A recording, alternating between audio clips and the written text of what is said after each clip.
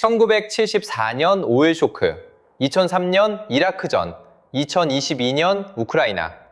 전쟁이 끝날 때마다 주식시장에서는 예외 없이 같은 일이 벌어졌습니다. 조선주 25배, 포스코 7배. 전쟁 직후 매번 특정 자산이 폭등하는 패턴이 반복됐습니다. 지금 이란 전쟁 종전협상이 진행 중입니다. 그런데 이번에는 다른 것이 하나 있습니다. 미국의 토마호크 미사일 재고가 한 달 만에 850발 이상 사라졌습니다. 이번 전쟁 직후 그 자리를 채울 자산이 어디인지 데이터로 추적합니다. 전쟁은 파괴합니다. 도시를 무너뜨리고 공장을 멈추고 사람들의 일상을 앗아갑니다. 그런데 주식시장에서는 전쟁이 끝난 직후 매번 같은 일이 벌어졌습니다. 특정 자산이 폭등한 겁니다. 우연이 아닙니다. 패턴입니다. 지난 70년간 큰 전쟁이 끝날 때마다 반복된 패턴, 지금부터 하나씩 추적합니다. 첫 번째 사례, 1973년 제4차 중동전쟁이 터집니다. 이집트와 시리아가 이스라엘을 기습 공격했고 아랍 산유국들은 보복으로 석유 수출을 막았습니다. 오일 쇼크입니다. 유가가 4배로 뛰었습니다. 주유소에 기름이 없어 차를 못 굴리는 시대가 온 겁니다. S&P 500 지수는 고점 대비 42% 폭락했습니다. 월급 200만 원 받는 사람이 갑자기 116만 원만 받게 된 것과 같습니다.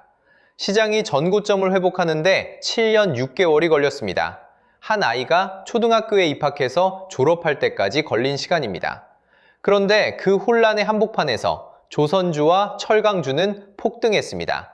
전쟁이 석유 수요를 폭발시켰고 유조선과 정유 설비를 만드는 쪽이 주문을 받은 겁니다. 시장이 무너지는 동안에도 수요를 채우는 산업은 올랐습니다. 두 번째 사례, 1950년 한국전쟁.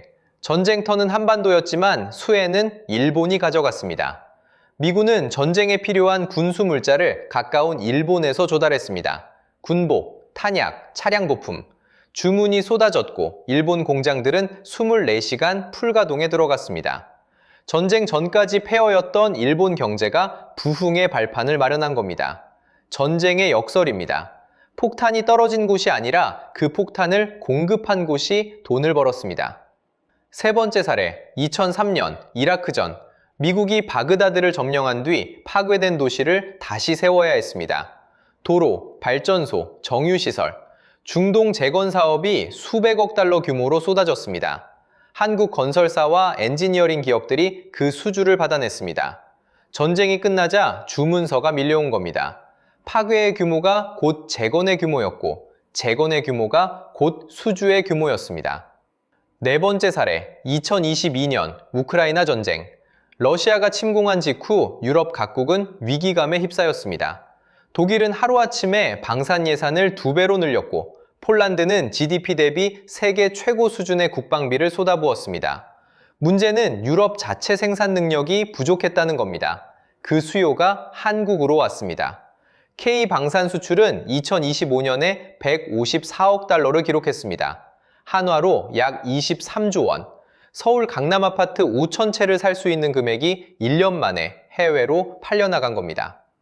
네 번의 전쟁, 시대도 다르고 무기도 다르고 전쟁터도 달랐습니다. 그런데 네 번 모두 같은 공식이 작동했습니다. 전쟁은 수요를 만듭니다. 그리고 그 수요를 채우는 쪽이 수혜를 받습니다. 전쟁은 주문서입니다. 누가 그 주문서를 받느냐가 핵심입니다. 지금 코스피 지수는 6,226포인트, 전년 대비 152% 올랐습니다. 작년에 1,000만 원이던 계좌가 2,520만 원이 된 셈입니다. 시장은 이미 무언가를 반영하기 시작했습니다. 그런데 이번 이란 전쟁에서는 기존과 다른 변수가 하나 생겼습니다. 세계 최강 미국의 무기 재고가 바닥을 드러내고 있다는 사실입니다. 미국은 세계 군사비 지출 1위 국가입니다.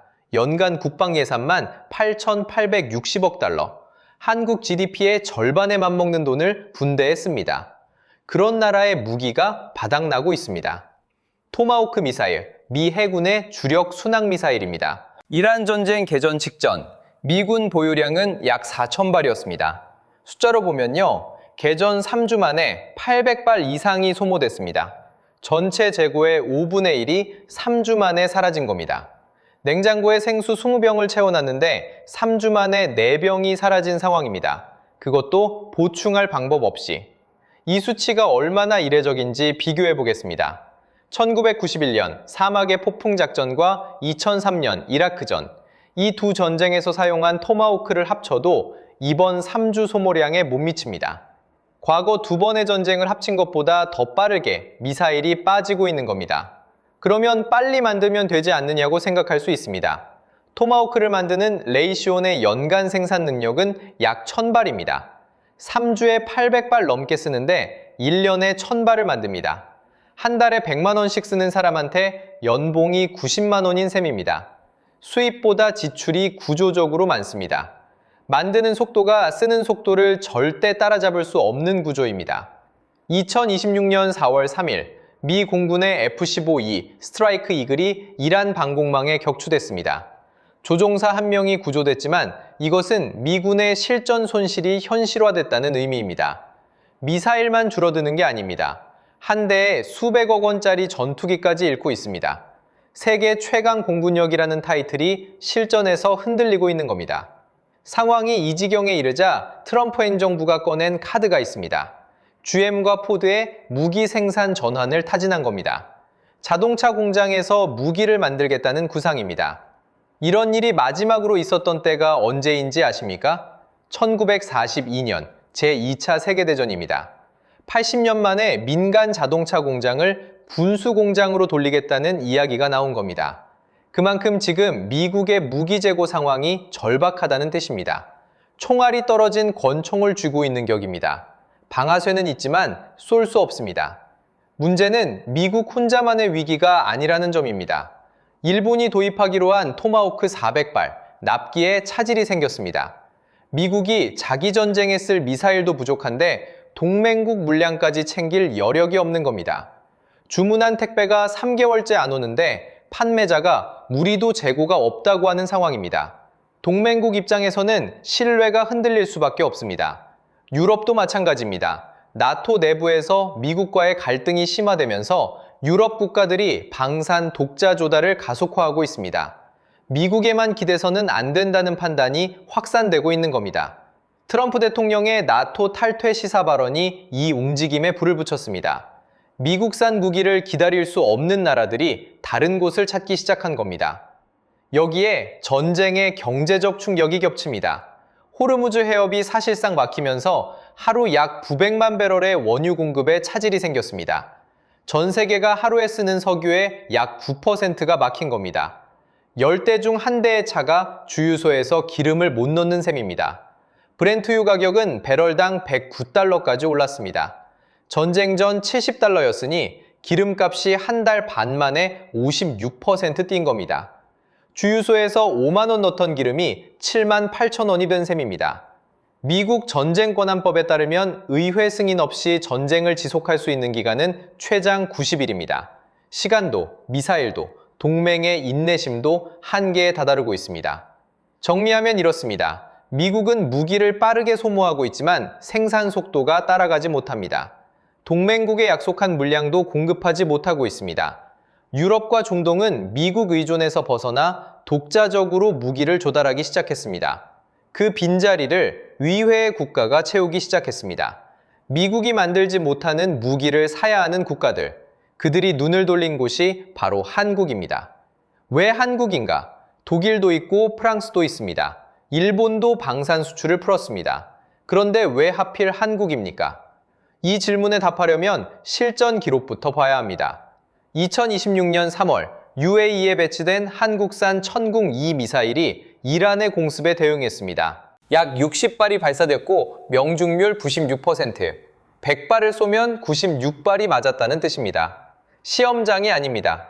실제 미사일이 날아오는 전장에서 나온 결과입니다. 학교 시험이 아니라 수능 본시험에서 전교 1등을 한 겁니다. 이 숫자 하나가 전 세계 무기 시장의 판도를 바꿨습니다. 독일의 아이리스티, 프랑스의 아스터 미사일.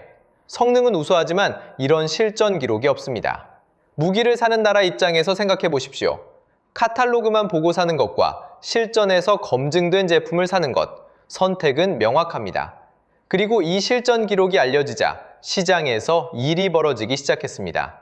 노르웨이가 미국의 하이마스를 버렸습니다. 대신 한화의 천무 다연장 로켓 시스템을 선택했습니다. 계약 규모 약 3조 원. 웬만한 중소도시 1년 예산과 맞먹는 금액입니다. 나토 회원국이 미국 무기 대신 한국 무기를 고른 겁니다. 이유는 단순합니다. 증납이 가능했기 때문입니다.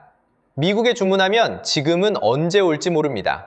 토마호크 4,000발 중 850발 이상이 한 달 만에 사라졌고 일본에 약속한 400발조차 납기가 밀리고 있습니다. 자기 나라 재고도 못 채우는데 다른 나라에 팔 여력이 있겠습니까? 반면 한국은 생산 라인이 돌아가고 있고 주문이 들어오면 곧바로 납품이 가능합니다. 주문하면 바로 배송되는 것과 2주 걸리는 해외 직구의 차이입니다. 전쟁 상황에서 어느 쪽을 선택하겠습니까? 답은 정해져 있습니다. 자, 여기서 핵심입니다. 한국 방산이 선택받는 이유는 세 가지로 정리됩니다. 첫째, 검증된 실전 성능. 천궁 2의 96% 명중률은 카탈로그 수치가 아닙니다. 실전에서 증명된 숫자입니다. 무기를 사는 나라 입장에서 이보다 강력한 영업 자료는 없습니다. 둘째, 빠른 납기. 미국은 자국 무기 재고를 채우느라 동맹국 물량까지 손댈 여력이 없습니다. 독일과 프랑스는 생산 속도가 느립니다. 한국은 다릅니다. 이미 대량 생산 체계가 갖춰져 있고 주문 즉시 납품할 수 있습니다. 셋째, 합리적 가격. 같은 성능이라면 더 빨리, 더 싸게 받을 수 있는 곳. 구매자 입장에서 선택하지 않을 이유가 없습니다. 마트에서 같은 품질의 상품이 2개 놓여 있으면 더 싸고 바로 가져갈 수 있는 쪽을 짚습니다. 무기 시장도 다르지 않습니다. 이 세 가지가 맞물리면서 지금 세계 방산 시장의 지형 자체가 바뀌고 있습니다. 유럽부터 보겠습니다. 나토 내부에서 미국과의 갈등이 깊어지면서 유럽 국가들은 방산 독자 조달을 가속화하고 있습니다. 미국에만 기대던 안보 공급망을 직접 다변화하기 시작한 겁니다. 그 다변화의 첫 번째 파트너로 한국이 올라왔습니다. 중동도 마찬가지입니다. UAE와 사우디아라비아는 미국 의존도를 재검토하고 있습니다. 수십 년간 미국에서만 무기를 사던 나라들이 대안 파트너를 모색하기 시작했습니다. 천궁 2가 자국 영토에서 96%의 명중률을 증명한 이상 한국은 가장 유력한 대안입니다. 이미 실전에서 검증됐고 당장 납품이 가능하기 때문입니다. 이건 단순한 수출이 아닙니다. 세계가 안보 공급망을 재편하는 과정에서 한국이 새 납품처가 된 것입니다. 그 결과가 숫자로 나타나고 있습니다. K방산 수출액 2025년 154억 달러, 한화로 약 23조 원입니다. 서울 강남 아파트 5,000채를 살 수 있는 금액입니다. 2026년 전망은 270억 달러 이상, 한화로 약 40조 원. 1년 만에 수출 규모가 75% 넘게 뛰는 겁니다. 직장인 월급이 300만 원에서 갑자기 530만 원으로 오른 것과 같은 폭입니다. 방산 비포의 수주 잔고를 보면 더 분명해집니다. 한화 에어로스페이스, 현대로템, KAI, LIG 넥스원. 이 네 회사의 합산 수주 잔고가 130조 원입니다. 수주 잔고 130조 원. 이건 식당으로 치면 이미 예약이 꽉 찬 상태입니다. 손님이 올지 안 올지를 걱정하는 게 아니라 주방이 감당할 수 있는지를 봐야 하는 단계입니다. 이 중 한화 에어로스페이스 단독 수주 잔고만 37.2조 원. 향후 4년치 일감이 이미 확보돼 있습니다. 직장인으로 치면 4년 동안 먹고 살 월급이 통장에 찍혀 있는 셈입니다.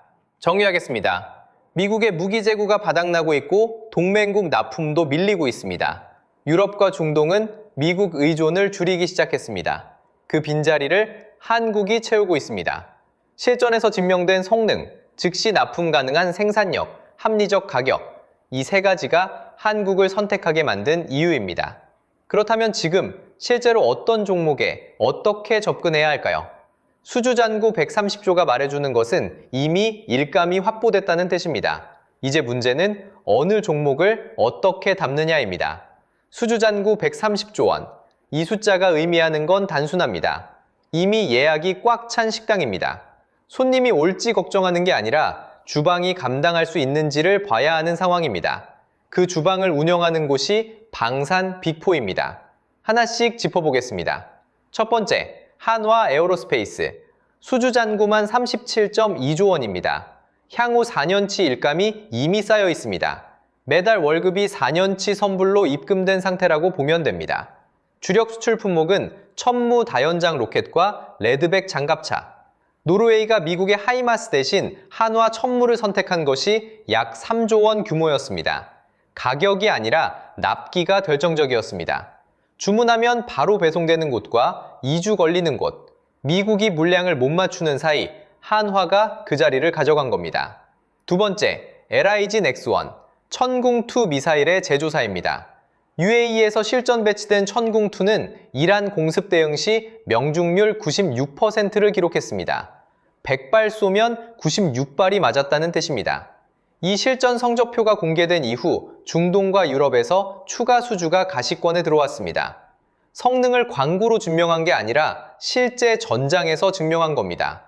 세 번째, 현대로템, K2 전차를 만드는 곳입니다. 폴란드에 수출이 진행 중이고 루마니아와는 협상이 진행 중입니다. 현대로템은 방산만 하는 회사가 아닙니다. 수소전기 철도 차량과 수소충전 인프라 사업까지 병행하고 있어서 방산과 신사업의 복합 플레이가 가능한 구조입니다. 네 번째, KAI, 한국항공우주, FA-50 경전투기를 만듭니다. 폴란드 등 유럽 수출이 진행 중입니다. 유럽 국가들이 미국 의존에서 벗어나 독자 조달을 가속화하면서 FA-50의 가격 경쟁력이 빛을 발하고 있습니다. 개별 종목에 직접 투자하기 부담스럽다면 ETF가 있습니다. 코덱스 방산 ETF와 타이거 방산엔 우주 ETF, 방산 디포를 포함한 관련 종목에 분산 투자할 수 있는 구조입니다. 하나의 종목이 흔들려도 전체가 무너지지 않는 안전장치가 있는 셈입니다. 다만 주의할 점이 있습니다. 이미 많이 올랐다는 말은 맞습니다. 하지만 주가가 비싼 게 아니라 이익이 그만큼 더 빠르게 늘고 있다는 뜻이기도 합니다. 핵심은 수주 잔고입니다. 앞으로 매출로 전환될 일감이 얼마나 남아있는지, 이걸 기준으로 실적 가시성을 확인해야 합니다.